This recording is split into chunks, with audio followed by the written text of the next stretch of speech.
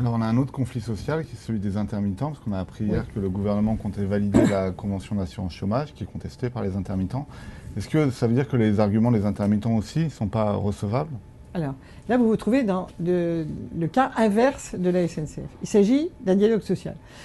L'UNEDIC, c'est-à-dire les ACDIC, l'aide aux gens qui sont au chômage, sont portés par les partenaires sociaux qui les gèrent.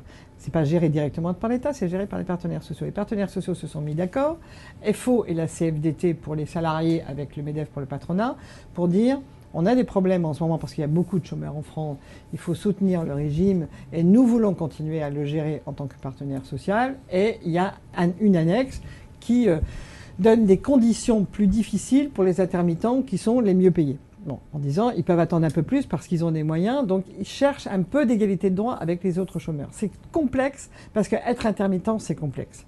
Nous, gouvernement, nous avons en face de nous un syndicat, mettons FO par exemple, qui dit si vous donnez droit à la revendication des intermittents, on vous rend le tout, hein, débrouillez-vous, on ne veut plus en entendre parler.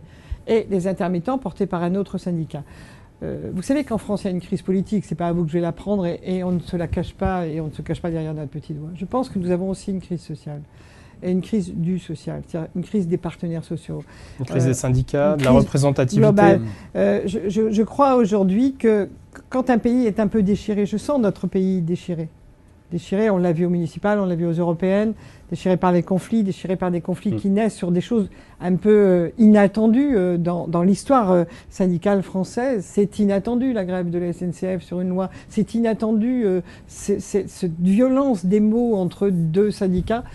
Je pense qu'il faut trouver un petit aménagement pour les intermittents et en particulier, il faut pouvoir leur donner ce qu'on ne fait pas suffisamment en termes de communication alors qu'on a les hashtags. Et les réseaux sociaux. Et qu'on pourrait dire tellement de choses.